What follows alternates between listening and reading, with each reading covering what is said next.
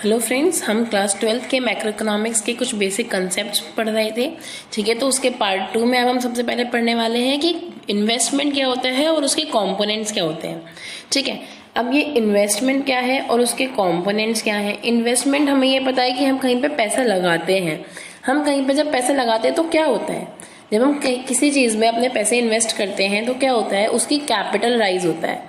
Capital क्या होता है, कैपिटल किसी भी चीज़ में लगाया हुआ हमारा वो पैसा होता है जो कि हमें आगे प्रोडक्शन के लिए हेल्प करता है। किसी भी प्रोड्यूसर के लिए उसकी प्रोडक्शन में जो इम्पोर्टेंट फैक्टर होता है वो कैपिटल का आ जाता है कि हमने कितने पैसे उसके अंदर इन्वेस्ट करे हैं।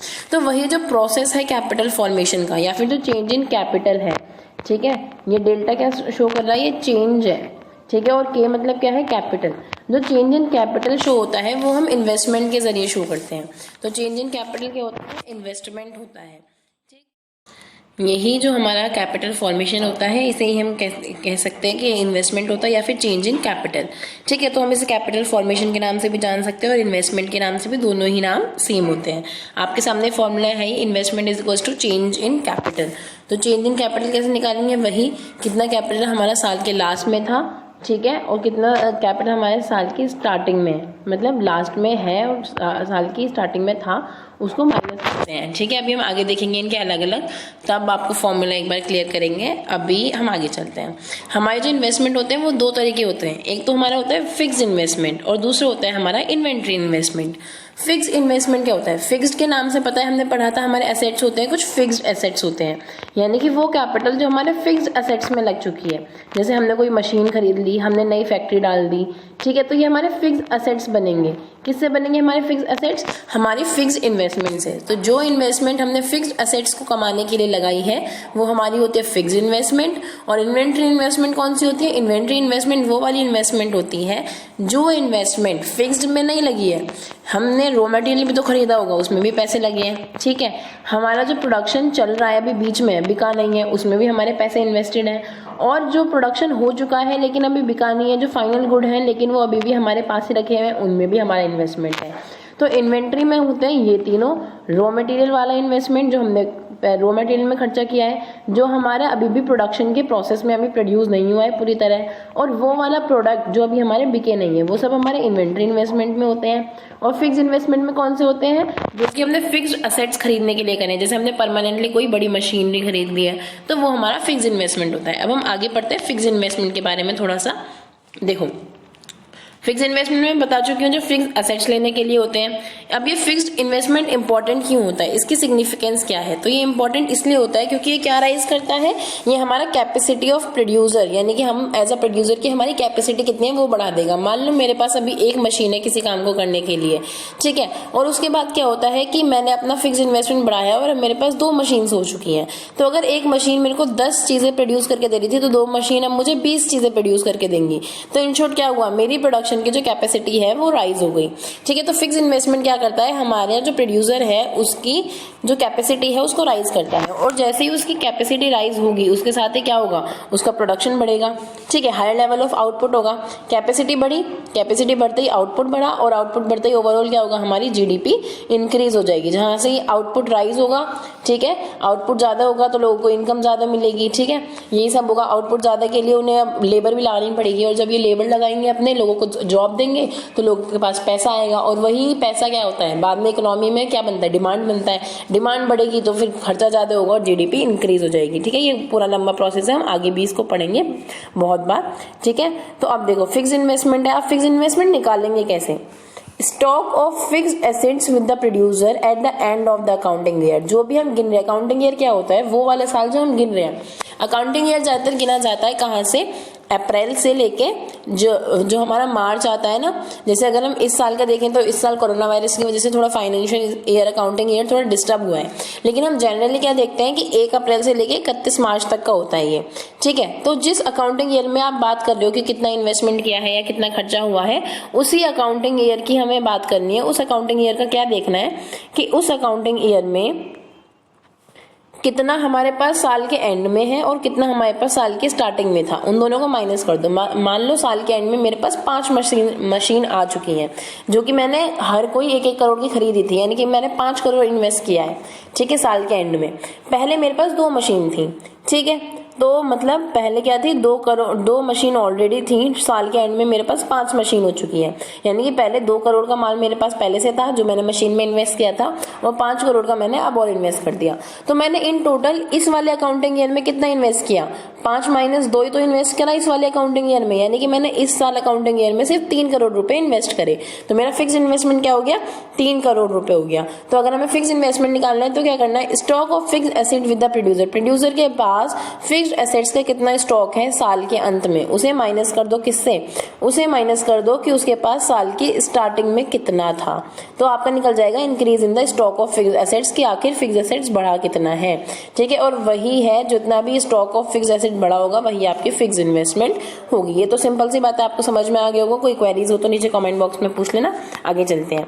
दूसरा हमने पढ़ा था इन्वेंट्री इन्वेस्टमेंट। इन्वेंट्री इन्वेस्टमेंट कौन सा इन्वेस्टमेंट होता है, वो इन्वेस्टमेंट, इसमें 3 तरह के इन्वेस्टमेंट आते हैं। एक तो फिनिश गुड, जो हमने बना लिया, फिनिश्ड हो चुका है, वो बन तो पूरा गया है लेकिन अभी बिका नहीं है, अनसोल्ड पड़ा है। कैसा पड़ा है, अनसोल्ड बिका है, अनसोल्ड है, यानी कि अभी बिका नहीं है। दूसरा कौन सा होता है, दूसरा होता है जो भी प्रोडक्शन लाइन में ही है, अभी प्रोसेस में है, अभी पूरा बना भी नहीं है, अभी तो हमारा ही खर्चा लगाए ना, अभी तो कुछ मिला ही नहीं है, तो हमारा इन्वेस्टमेंट ही है वो भी। और तीसरा जो हमने रॉ मटेरियल्स अपने खरीद रखे हैं आगे की प्रोडक्शन के लिए, तो इन तीनों में हमारा इन्वेंट्री इन्वेस्टमेंट होता है। ठीक है, इन्वेंट्री इन्वेस्टमेंट के रेट अलग अलग हो जाते हैं। ठीक है, कभी कुछ ज्यादा है कभी कुछ कम है, ये ऐसे हो जाता है। ठीक है, इसके अलावा क्या होता है, इसके अलावा हम इसे कैसे मेजर करेंगे, नापेंगे कैसे, वही इन्वेंट्री स्टॉक कितना है लास्ट में at the end of the accounting year, minus कर दो बिगिनिंग में कितना था, मिल जाएगा change in inventory stock during an accounting year, उस अकाउंटिंग ईयर में कितना चेंज आया। ठीक है, मान लो मेरे पास 3 करोड़ का इन टोटल लास्ट में बच रहा है, इतना मेरा इन्वेंट्री इन्वेस्टमेंट है, और स्टार्टिंग में कितना था, स्टार्टिंग में मान लो सिर्फ 2 करोड़ था। ठीक है, इसका मतलब है कि आपको क्या करना है, आपको करना है 3 करोड़ माइनस 2 करोड़, यानी कि एंड माइनस बिगिनिंग। एंड में कितना है आपके पास और स्टार्टिंग में कितना था उसको माइनस कर दोगे, यानी कि आपका इन्वेंट्री इन्वेस्टमेंट इस साल हुआ है 1 करोड़ रुपए का। ठीक है, तो ये नॉर्मल सी बात है, इन्वेंट्री इन्वेस्टमेंट हो गया। अब ये इन्वेंट्री इन्वेस्टमेंट जरूरी क्यों है, इसलिए जरूरी है क्योंकि जब आपके पास रॉ मटेरियल होगा, इसमें रॉ मटेरियल भी काउंट होता है ना, 3 चीजें होती हैं, आपका अनसोल्ड जो प्रोडक्शन है, जो प्रोडक्शन लाइन में है, और जो रॉ मटेरियल में है। अगर आपके पास इन्वेंट्री स्टॉक अच्छा खासा होगा तो आप प्रोडक्शन की जो सप्लाई है अपनी, जो आप इनपुट देना चाहते हो, अब आउटपुट तभी तो आएगा जब आप इनपुट दोगे, यानी कि जो रॉ मटेरियल है अगर आपके पास वो उपलब्ध है, अगर आपका इन्वेंट्री इन्वेस्टमेंट है उसमें, तो कोई भी क्या नहीं होगा, डिस्टर्बेंस क्रिएट नहीं होगा आपकी प्रोडक्शन के पूरे प्रोसेस में। कोई भी डिस्टर्बेंस कैसे नहीं क्रिएट होगा, मान लो कुछ ऐसा हुआ कि रॉ मटेरियल जो था वो खत्म हो गया, आप मान लो बिस्किट की कंपनी चलाते हो, ठीक है, अब आपको आटा चाहिए, अब कुछ ऐसा हुआ कि गेहूं की फसल खराब हो गई इस बार, लेकिन अगर आपके पास रॉ मटेरियल पहले से होगा तो आपके पास तो आटा पहले से है, तो आपका जो प्रोडक्शन है वो नहीं रुकेगा, तो अनइंटरप्टेड वो चलेगा, पूरा प्रोडक्शन लाइन आपकी चलती रहेगी। ठीक है, इसके अलावा ये क्यों जरूरी होता है, इसके अलावा हमने देखा ना कि अनसोल्ड प्रोडक्शन भी, मतलब अनसोल्ड प्रोडक्ट भी रहते हैं। अब आप बताओ, प्रोडक्शन जो हमारी चीजें हैं, प्रोडक्ट हैं, वो तो बिके ही नहीं, तो इससे फायदा क्या होगा, जो बिके नहीं उससे फायदा ये होगा कि अगर मान लो फ्यूचर में एकदम से डिमांड राइज हो गई, एकदम से डिमांड राइज होगी, एकदम से कैसे राइज हो जाती है, मान लो आप कोई पर्टिकुलर तरह की ड्रेस बनाते हो, ठीक है, वही पर्टिकुलर तरह की ड्रेस किसी बॉलीवुड एक्टर या एक्ट्रेस ने पहन ली, तो उसकी डिमांड एकदम से राइज हो जाती है। अगर मान लो एकदम से डिमांड राइज होगी और आपके पास कोई भी पहले से प्रोड्यूस्ड वो ड्रेस नहीं थी, तो आप अपना डिमांड खो दोगे, आप अपने लोगों के, आप अपने कस्टमर खो दोगे। लेकिन अगर आपके पास पहले से ही क्या हुए, बहुत सारा प्रोड्यूस्ड माल रखा हुआ, तो आपके जो कस्टमर हैं, आप उस डिमांड को, फ्यूचर की डिमांड को अच्छे से फुलफिल कर पाओगे, तो वो आपका क्या होगा, सेफ बेनिफिट हो गया। ठीक है, अब आप समझो कि इन्वेंट्री इन्वेस्टमेंट हमेशा डिजायर्ड ही नहीं होता, हमेशा यही नहीं होता कि आप चाहोगे तभी होता है, जब अनडिजायर्ड भी होता है। तो डिजायर्ड और अनडिजायर्ड कैसे होते हैं, आप ये देखो, डिजायर्ड तो वो होते हैं जो हमें पता होता है कि ऐसा होगा ही, जैसे मान लो कि डिमांड है, थोड़ा एक्सपीरियंस के बेसिस पे प्रोड्यूसर को पता होता है कि भाई डिमांड राइज हो सकती है, इतनी कम हो सकती है। ठीक है, तो कुछ इन्वेंट्री स्टॉक हम अपने पास अपनी इच्छा से रखते हैं। ठीक है, कि थोड़ा डिमांड राइज हो सकती है तो थोड़ा अनसोल्ड प्रोडक्शन अपने पास बचा के रखो, थोड़ा रॉ मटेरियल अपने पास बचा के रखो, लेकिन हमेशा डिजायर्ड ही नहीं हो सकता, अनडिजायर्ड भी हो सकता है। मान लो आपको लगा था कि आपके 1000 टीवी बिक जाएंगे, ठीक है, आपको लगा था आपके 1000 टीवी क्या होगा, बिक जाएंगे, लेकिन बिके कितने, सिर्फ 500 बिके। ठीक है, किसी कमी के कारण, मान लो आपकी क्वालिटी अच्छी नहीं लगी लोगों को, या फिर कोई रिसेशन आ गया, रिसेशन का तो फिर भी रिसेशन का भी अंदाजा नहीं लगा सकते इकोनॉमी में, ठीक है, कि अचानक से लोगों के पास पैसों की कमी हो गई। तो 1000 टीवी थे आपके पास और आपको 1000 बेचने थे, आपको लग रहा था 1000 बिक जाएंगे, बट आपके पीछे बिके सिर्फ 500 ही। तो जब 1000 में से 500 का आप डिफरेंस निकालोगे तो जो आपके एक्स्ट्रा 500 बचे हैं ना, ये आपका अनडिजायर्ड इन्वेंट्री स्टॉक था, ये आपकी पसंद नहीं थी, ये आपने चाहा नहीं था कि मेरे पास बच जाए, लेकिन ये बच गए, तो ये यहाँ पे आपका कैपिटल लॉस हो जाएगा। क्या हो जाएगा? आपका कैपिटल लॉस हुआ है यहाँ पे आपका।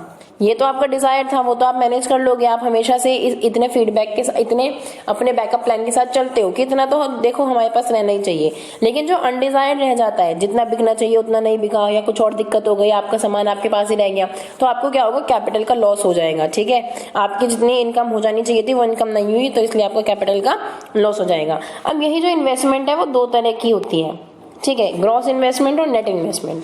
ग्रॉस इन्वेस्टमेंट क्या होती है और नेट इन्वेस्टमेंट क्या होती है, ये देखते हैं। ग्रॉस इन्वेस्टमेंट वो होती है जितना आपने खर्चा करा फिक्स्ड में, फिक्स्ड एसेट्स को लाने में, और जितना आपने खर्चा करा इन्वेंट्री में।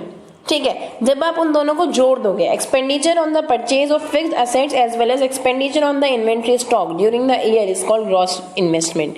यानी कि ग्रॉस इन्वेस्टमेंट में क्या आता है?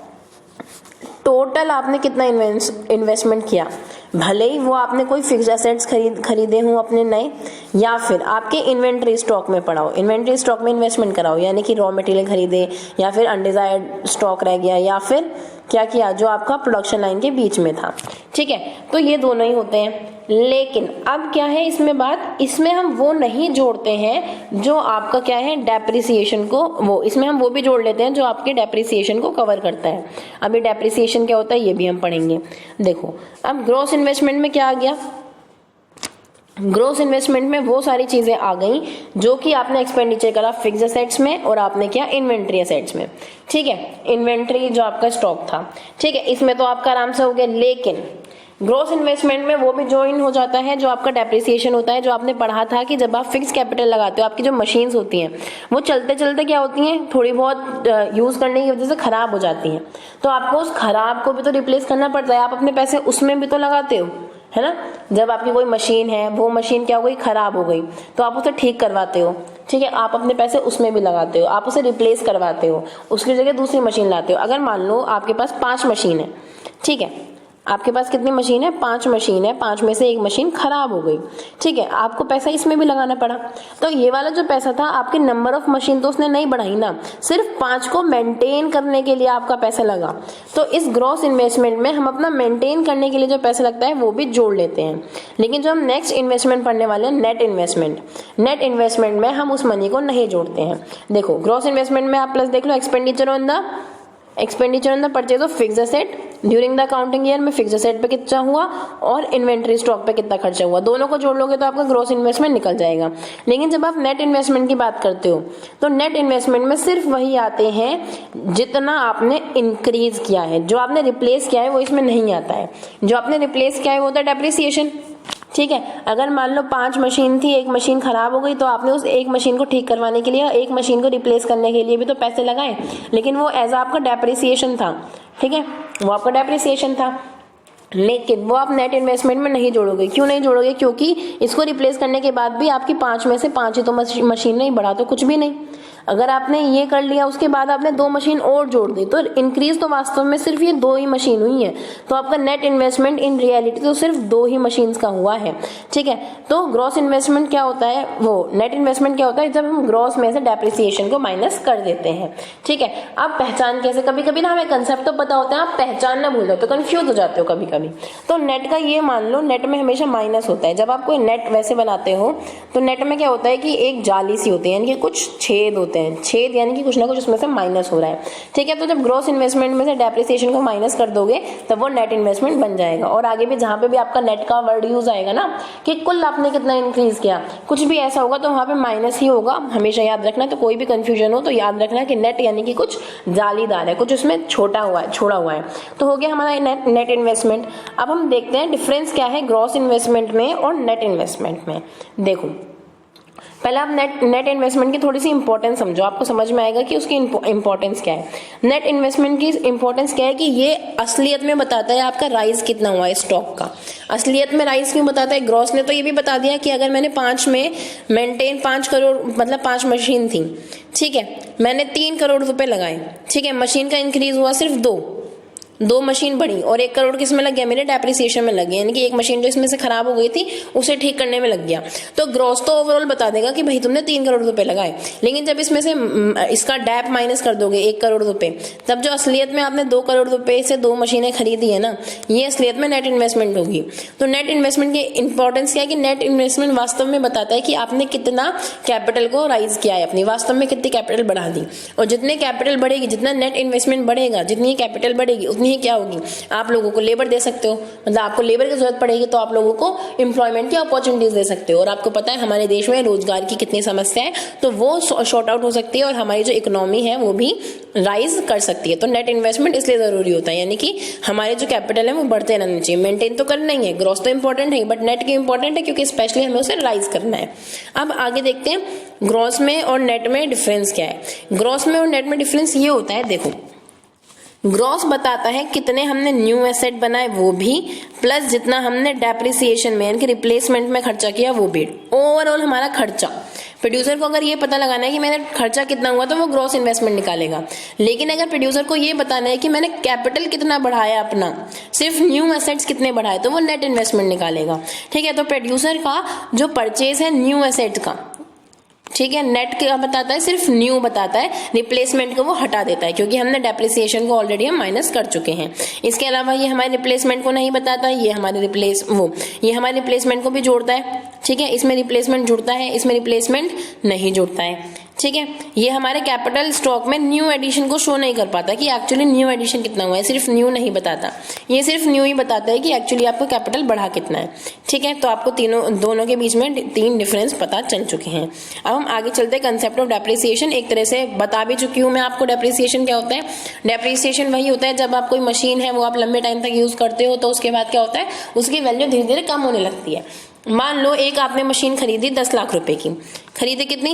10 लाख रुपए की, ठीक, और है कितनी उसकी गारंटी? 10 साल तक चलने की उसकी गारंटी है, यानी कि हर साल आपको लगभग उस पर कितना इन्वेस्ट, मतलब वो हर साल आपको कम से कम इतना 100,000 लाख 10 लाख, मतलब शायद इसमें काउंटिंग में गड़बड़ हुई है, यानी कि एक तरह से ये समझ लो कि अगर आपके 10 लाख की मशीन है, इसका मतलब आपको हर बार क्या होगा, 1 लाख रुपए 10 सालों में हर साल के हिसाब से वो देगी, या फिर 1 साल का 1 लाख आपको इन्वेस्ट करना पड़ेगा अगर आपको 10 साल तक उसे मेंटेन करना है। तो जब प्रोड्यूसर को पता होता है कि वो इतना डेप्रिसिएशन है, उसका डेप्रिसिएशन यानी कि उसमें इतना घाटा आने ही वाला है, ठीक है, वो 10 साल तक चलेगी, इतने उसकी है, तो उसमें कुछ खर्चा आएगा ही। जैसे कंप्यूटर है आपका, कुछ 2 साल 3 साल तक चलेगा, आपको बीच बीच में ठीक करवाना पड़ता है। तो जब प्रोड्यूसर को वो चीज पता होता है तो प्रोड्यूसर उसके पास अपने पास एक रिजर्व फंड रखता है, तो वो डेप्रिसिएशन रिजर्व फंड होता है। यानी कि प्रोड्यूसर को जब अंदाजा होता है कि भाई मैं कितना इसमें खर्चा आएगा इस मशीन को चलाने के लिए, तो उतना वो अपने पास रिजर्व तो रखेगा, इतना तो इंटेलिजेंट होता है प्रोड्यूसर, तो उस फंड को कहते हैं हम डेप्रिसिएशन रिजर्व फंड। और डेप्रिसिएशन कैसे होता है?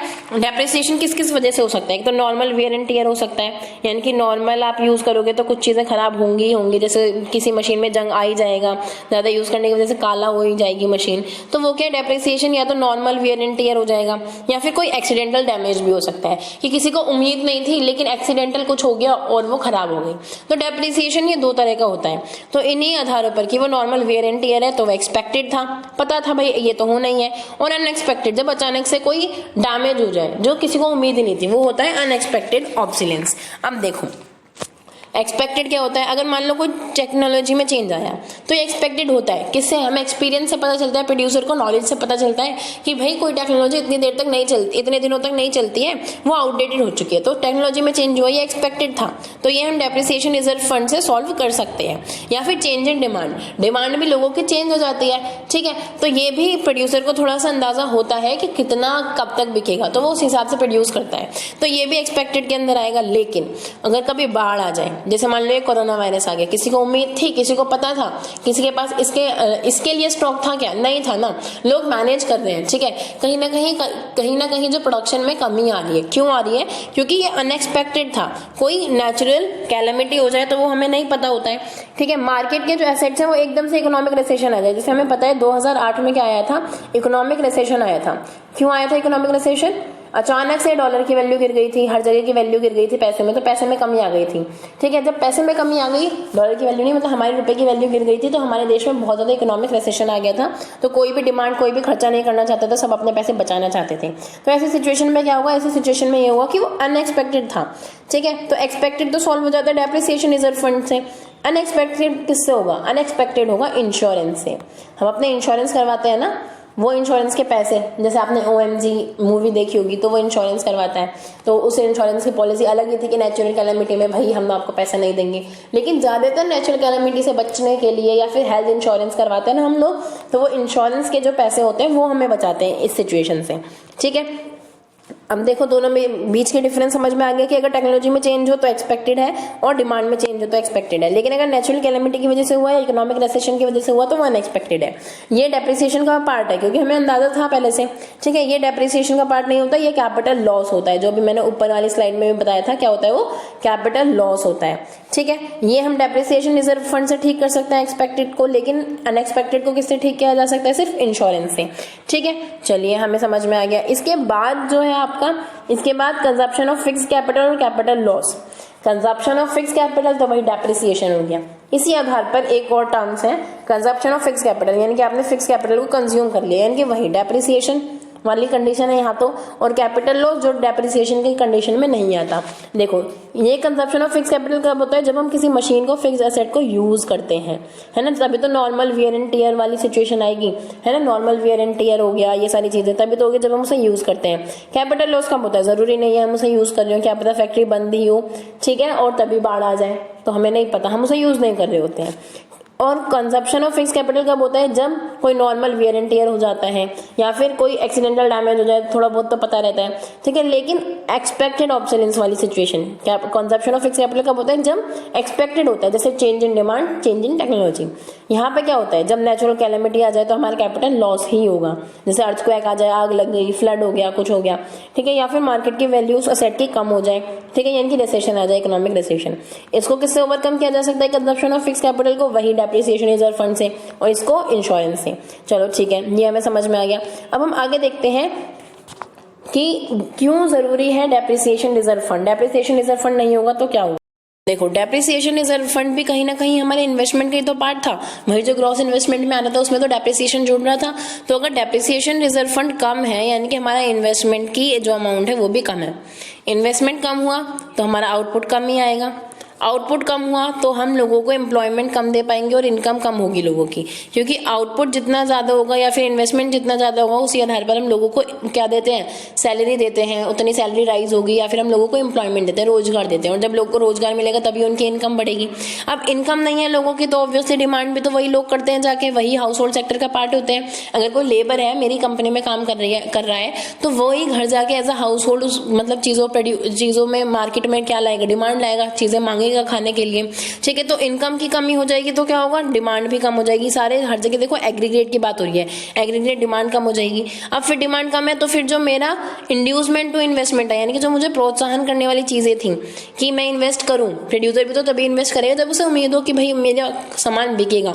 अब सामान बिकने की उम्मीद नहीं है तो वो प्रोड्यूसर क्यों इन्वेस्ट करेगा? तो क्योंकि डिमांड कम हुई तो फिर इन्वेस्टमेंट कम हुआ, ठीक है। इन्वेस्टमेंट का प्रोत्साहन कम हुआ तो फिर इन्वेस्टमेंट फिर कम हुआ, अब फिर इन्वेस्टमेंट कम होगा, फिर आउटपुट कम आएगा, फिर इनकम और एम्प्लॉयमेंट कम होगी, फिर डिमांड कम हो जाएगी, फिर इन्वेस्टमेंट कम मतलब इन्वेस्टमेंट के लिए कम प्रोत्साहित होंगे और फिर मैं इन्वेस्टमेंट कम करूंगी। तो एक विशियस सर्कल चलता रहता है। तो कहीं ना कहीं इसको ब्रेक देने के लिए क्या करना पड़ेगा? इन्वेस्टमेंट बढ़ाओ, फिर ये भी बढ़ेगा, ये भी बढ़ेगा, ये भी बढ़ेगा, सब कुछ ठीक हो जाएगा, ठीक है।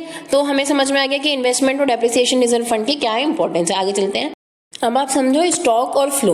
अब नाम से ही पता है स्टॉक यानी कि कोई एक चीज जब कहीं पे इकट्ठी हो हम उसे स्टॉक कहते हैं, और फ्लो मतलब जब कोई एक चीज एक जगह से दूसरी जगह फ्लो कर रही हो।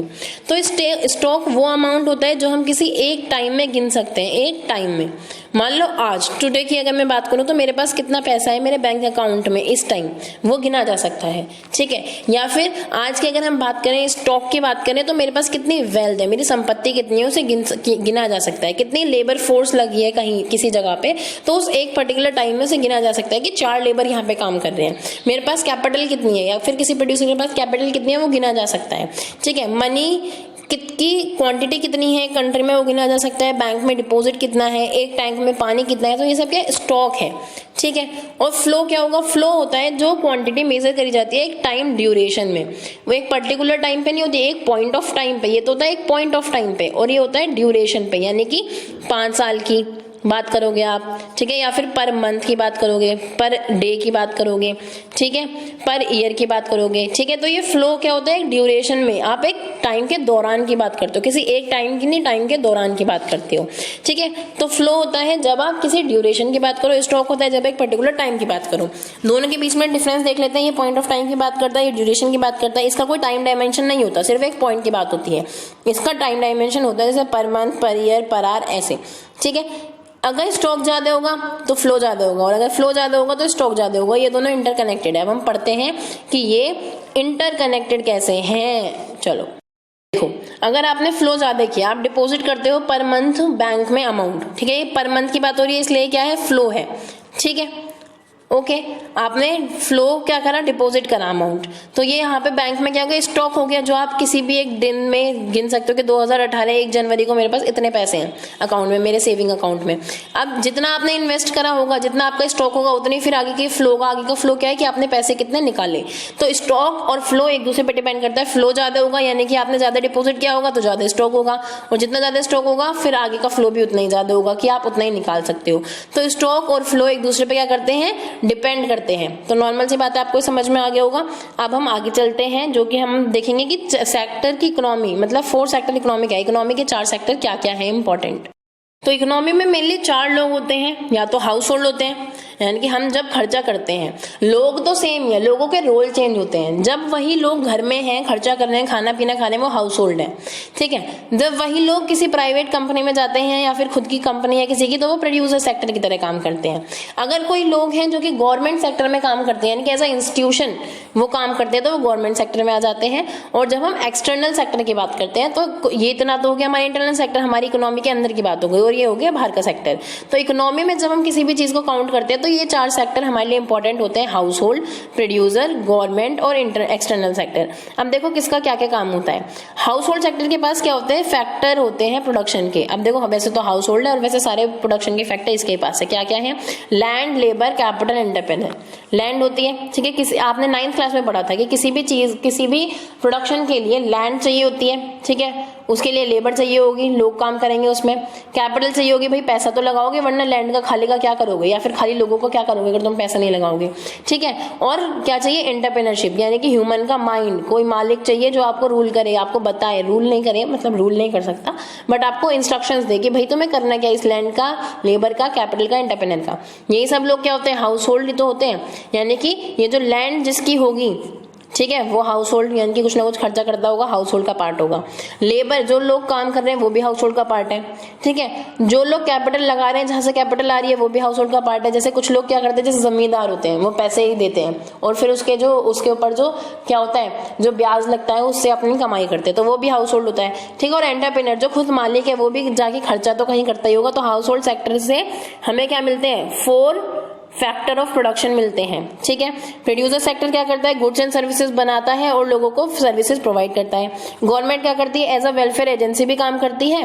वेलफेयर एजेंसी से सड़कें बनवाना, ठीक है, कोई प्रॉफिट नहीं है उसका, बट वो बनवाती है, वेलफेयर एजेंसी काम करती है। और एज अ प्रोड्यूसर भी काम करती है। क्यों, क्योंकि कुछ पब्लिक सेक्टर अंडरटेकिंग होती है, यानी कि PSUs होते हैं, यानी कि कुछ कंपनीज ऐसी होती है जो कि गवर्नमेंट ही बनाती है, गवर्नमेंट ही काम करती है। जैसे ट्रेन वाला सेक्टर है, किसी के पापा की ट्रेन नहीं देखी होगी आपने। इसका मतलब क्या है, ट्रेन सिर्फ प्रोड्यूस करना, ट्रेन बनाना और ट्रेन चलाना, कहाँ कहाँ चलेगी वो सब क्या है, गवर्नमेंट सेक्टर के हाथ में है। तो वो एज अ प्रोड्यूसर भी काम करती है। और इसके साथ साथ क्या है, एक्सटर्नल सेक्टर। एक्सटर्नल सेक्टर क्या होता है, अब डोमेस्टिक इकोनॉमी में बाहर से भी तो सामान आता है। अब हर चीज हम घर के अंदर, यानी कि हम अपने घर के अंदर मतलब देश के अंदर नहीं बना सकते ना, तो हम कुछ चीजें एक्सपोर्ट भी करते हैं, तो वो हमारी 4 सेक्टर्स ऑफ इकोनॉमी के अंदर इंपॉर्टेंट है। अब ये चारों सेक्टर में क्या होता है, इंटरसेक्टरल फ्लो होता है। क्या होता है, इंटरसेक्टरल फ्लो होता है। देखते हैं कैसे होता है ये इंटरसेक्टरल फ्लो। ठीक है, एक उससे हम दूसरी जगह जाते हैं, ठीक, और उसके बाद देखो यहाँ पे इंटरसेक्टरल फ्लो आप पहले यहाँ देख लो। अब देखते हैं, यहाँ देखो आप government, house hold, producer, external factor, ये सारे सेक्टर हो गए। गवर्नमेंट हमें क्या प्रोवाइड करवाती है, लॉ एंड ऑर्डर, डिफेंस देती है, प्रोड्यूसर को भी देती है और हाउस होल्ड को भी देती है। हमें पता है प्रोड्यूसर और हाउस होल्ड दोनों ही अलग अलग रोल हैं लोगों के, तो दोनों को क्या प्रोवाइड करती है, एडमिनिस्ट्रेशन और लॉ। ठीक है, हाउस होल्ड गवर्नमेंट को क्या कहती है, टैक्स और नॉन टैक्स रेवेन्यू। रेवेन्यू दो तरह के होते हैं, टैक्स और नॉन टैक्स, वो आप आगे की चैप्टर्स में बहुत डीपली पढ़ोगे या फिर शायद आपने माइक्रो में पढ़ा हो, अभी नहीं पढ़ा होगा। ठीक है, तो हाउस होल्ड सेक्टर क्या करते हैं, इन्हें टैक्स देते हैं। ठीक है, और प्रोड्यूसर सेक्टर भी इन्हें टैक्स देते हैं। प्रोड्यूसर जैसे सेल्स टैक्स देता है, हाउस होल्ड इनकम टैक्स देते हैं, बहुत सारे तरह के टैक्स देते हैं। ठीक है, तो हाउस होल्ड का हमारा हाउस टैक्स भी जाता है, तो टैक्स और नॉन टैक्स रेवेन्यू जाते हैं यहाँ से। और गवर्नमेंट हमें क्या प्रोवाइड करती है, एडमिनिस्ट्रेशन और लॉ। लॉ नहीं होगा तो भाई अब ये भी तो देखना है कि सबके साथ सही चीजें हों।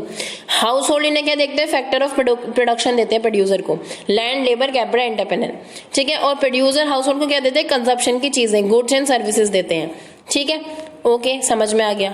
हाउस होल्ड एक्सटर्नल को क्या देते हैं, अब देखो एक्सटर्नल बाहर से लोग आए, ठीक है, बाहर से लोग अपने साथ वो तो नहीं लाएंगे, बंधुआ मजदूर आज के टाइम पे तो बिल्कुल भी नहीं लाएंगे, पहले तो चलो एक बार को ले आते, यहीं की लेबर यूज करेंगे, अगर वो यहाँ इन्वेस्टमेंट करेंगे तो यहीं की जमीन यूज करेंगे, और जमीन और यहाँ का लैंड किसके पास थी, लेबर किसके पास थी, हाउस होल्ड के पास। तो हाउस होल्ड एक्सटर्नल को भी लैंड और लेबर प्रोवाइड करवाएगी और पैसे भी देगी। पैसे किस लिए देगी, गुड्स एंड सर्विसेज भी तो इम्पोर्ट करवा रही है, goods and services, external factor भी तो हमें गुड्स एंड सर्विसेज देखे हैं। जैसे जो हमारी जितनी भी बाहर की कंपनी है वो इन सब के सामान क्या होते हैं, हम लोग लेते हैं, तो वो गुड्स एंड सर्विसेज के ही तो पार्ट है। ठीक, और एक्सटर्नल प्रोड्यूसर सेक्टर की साइड क्या करेगी, कैपिटल और एंटरप्रेन्योरशिप देगी। अगर प्रोड्यूसर के पास खुद ही पैसा होता तो वो एक्सटर्नल की जरूरत ही ना पड़ती हमें। एक्सटर्नल हमें पैसा देता है तो प्रोड्यूसर्स को क्या करता है, वो पैसा देता है जिससे वो अपनी कंपनी चला सके। ठीक है, और एंटरप्रेन्योरशिप यानी कि मालिकाना हक भी तो एक्सटर्नल लोगों का ही होगा जब वो पैसे दे रहे हैं। यही होता है कंपनीज का। मान लो कुछ भी है, मान लो कैडबरी है, कैडबरी एक कंपनी है जो कि लंदन है, इंग्लैंड की है। ठीक है, वहां की कैपिटल, मान लो वहां से लोग आए, उन्होंने पैसा लगाया अपना, वहां का ही मालिकाना हक होगा। लेकिन प्रोडक्शन, लैंड और लेबर कहाँ की है, हमारे यहाँ की है। ठीक है, और काम उस पर एज अ प्रोड्यूसर हम लोग करेंगे। ठीक है, यहाँ पे उनकी क्या अलग फैक्ट्री है, और लेकिन मालिकाना हक किसके पास है, लंदन और इंग्लैंड के पास है। तो ऐसे होता है, तो एक्सटर्नल प्रोड्यूसर के साथ ऐसे रिलेशन रखती है, और प्रोड्यूसर भी तो एक्सटर्नल को कुछ ना कुछ एक्सपोर्ट करते होंगे। अब हर चीज ना इनके पास है, हर चीज ना इनके पास है, तो ये सारे सेक्टर एक दूसरे पे इंटरलिंक है। जैसे ये क्या है, लॉ के लिए, ठीक है, टैक्स के लिए, यहाँ फैक्टर ऑफ प्रोडक्शन और कंजप्शन के लिए, तो ये सारे क्या है, इंटरसेक्टर, हम लोग एक दूसरे पे डिपेंड हैं। अब देखो दो तरह से होते हैं हम डिपेंड भी। एक तो है कि आप क्या देते हो, आप इन्हें देते हो मनी, और एक होता है आप इन्हें देते हो रियल फ्लो। रियल फ्लो और मनी। रियल फ्लो क्या होता है, पहले एक बार्टर सिस्टम आपने सुना होगा, यानी कि चीजों के बदले चीजें देना, सर्विस के बदले सर्विस देना, तो वो हो गया रियल फ्लो। और मनी फ्लो जब चीजों के बदले हम पैसे देते हैं, वो हो गया money flow. Money flows are reciprocal of real flow. कैसे रेसिप्रोकल है, यानी कि अगर किसी ने हमें रियल फ्लो दिया, यानी कि हमें किसी ने गुड्स एंड सर्विसेज दी, तो हम उसे क्या देंगे, मनी देंगे, तो हमारा इसलिए वो रेसिप्रोकल हो गया। कैसे, यहाँ एक चीज और यहाँ एक चीज। प्रोड्यूसर है, प्रोड्यूसर ने हमें दिया कोई भी गुड्स, यानी कि कोई भी सामान हमने खरीदा, मान लो शैम्पू खरीदा, हमने शैम्पू खरीद के लाए हम प्रोड्यूसर से, तो हम इसे क्या देंगे, मनी। तो रियल फ्लो का रेसिप्रोकल क्या हो गया, मनी फ्लो। ठीक है, हमें ये पता ही है। आप एक और बार अगर हम इसे देखें आपकी ही इमेजेस में, तो यहाँ देखो आप कि रियल फ्लो क्या है, जब हाउस होल्ड ने इन्हें क्या दिया, फैक्टर सर्विसेज दिए, लैंड, लेबर, कैपिटल, एंटरप्रेन्योर दी, और इन्होंने हम लोगों को क्या दिया, गुड्स सर्विसेज दी, गुड्स दिए प्रोड्यूस करके, और फिर क्या दी, जो भी फर्म ने बेचा वो वाली चीजें दी। ठीक है, तो ये हो गया रियल फ्लो। मनी फ्लो क्या होता है, जब हमने कुछ सामान खरीदा, फैक्टर सर्विसेज दी, ठीक है, अब ये जो फैक्टर सर्विसेज थी, लैंड, लेबर, कैपिटल, एंटरप्रेन्योर थे, इसके बदले ये हमें क्या देंगे, पेमेंट देंगे उस चीज का। ठीक है, और ऊपर जो गुड्स हम ले रहे थे उसके बदले हम इन्हें पेमेंट देंगे। तो ये ऐसे जो पेमेंट देते हैं वही है मनी फ्लो और रियल फ्लो का डिफरेंस। रियल फ्लो जो सामानों का फ्लो हो रहा है, और इसके बदले हम क्या करते हैं, मनी फ्लो करते हैं इधर से उधर। ठीक है, और यही क्या है हमारा इंपॉर्टेंट हो जाता है। तो इंटरसेक्टोरल फ्लो हमें पता चल गया, रियल फ्लो हमें पता चल गया, मनी फ्लो हमें पता चल गया। बार्टर सिस्टम क्या होता है, पहले चीजों के बदले चीजें मिलती थी और अब फिर क्या हो गया, फिर उसके बाद आ गया सारा मनी फ्लो, मॉनेटरी ट्रांजैक्शन हम करने लगे। उसके बाद आता है हमारा सर्कुलर फ्लो ऑफ मनी, यानी कि एक जगह से दूसरी जगह मनी का सर्कुलर फ्लो होता रहेगा। सर्कल यानी कि सर्कल वो चीज होती है जो कभी खत्म ना हो। हमें पता है ह्यूमन है तो डिमांड हमेशा रहेगी, डिमांड हमेशा है तो भाई प्रोड्यूसर सप्लाई भी हमेशा करता रहेगा। तो प्रोड्यूसर से हाउस होल्ड और हाउस होल्ड से प्रोड्यूसर, ये चीज हमेशा फ्लो करती रहेंगी, कभी भी रुकेंगे नहीं। इसलिए फ्लो का क्या हो रहा है, वो मनी का क्या हो रहा है, सर्कुलर फ्लो होता रहता है बिना रुके। ठीक है, तो इससे हमें ये क्यों जानने की जरूरत है, सर्कुलर फ्लो ऑफ मनी को हमें क्यों जानने की जरूरत है, हमें नॉलेज होती है कि कैसे हर सेक्टर एक दूसरे पे डिपेंडेड है। ठीक है, इंटरडिपेंडेंस है हर सेक्टर की एक दूसरे के ऊपर। और इसके अलावा हम नेशनल इनकम का एस्टिमेशन करते हैं। अब मान लो हमने देखा कि सिर्फ लोगों के फॉर्म है, एज अ हाउस होल्ड और एज अ प्रोड्यूसर, हम ही लोग हैं, हम ही दोनों जगह हैं। ठीक है, नेशनल इनकम में अगर हम यहाँ का खर्चा भी, इसका बेचना भी गिन लेंगे और इनका खरीदना भी गिन लेंगे तो डबल काउंटिंग हो जाएगी। तो नेशनल इनकम में हम क्या करेंगे, या तो जितना खरीदा गया है सारा वो गिन लो, ठीक है, या फिर जितना बेचा गया है सारा वो गिन लो, क्योंकि दोनों इक्वली आने वाले हैं। तो ये बहुत सारे तरीके होते हैं नेशनल इनकम को गिनने के लिए जो आप नेक्स्ट चैप्टर्स में पढ़ने वाले हैं। तो सर्कुलर फ्लो ऑफ मनी क्यों जरूरी है जानना, जिससे आप इंटरसेक्टर की डिपेंडेंसी जानो और इससे आपको पता चले कि जब आप नेशनल इनकम काउंट करोगे ना तो अब आप कोई एक मेथड से, यानी कि इस मेथड से भी निकाल सकते हो, इनकम मेथड से भी, और दूसरे एक्सपेंडिचर मेथड से भी निकाल सकते हो। कितना कमाया और कितना खर्चा किया, दोनों ही मेथड से निकाल सकते हो और इक्वल आएगा। क्यों आएगा, क्योंकि सर्कुलर फ्लो चल रहा है, जितना बेचा गया उतना ही खरीदा गया। ठीक है, तो इसी के साथ हमारे बेसिक कॉन्सेप्ट खत्म हो जाते हैं और हम नेक्स्ट पार्ट में मिलेंगे। आपको जो क्वेश्चन का आंसर देना है नीचे कमेंट बॉक्स में वो यही होगा कि इन्वेस्टमेंट कितने तरीके के होते हैं, और मतलब ग्रॉस इन्वेस्टमेंट और नेट इन्वेस्टमेंट, चलो मैंने आंसर बता दिया, और दोनों में क्या डिफरेंस होता है आपको ये बताना है। चलिए इसी के साथ thank you, bye bye, see you soon.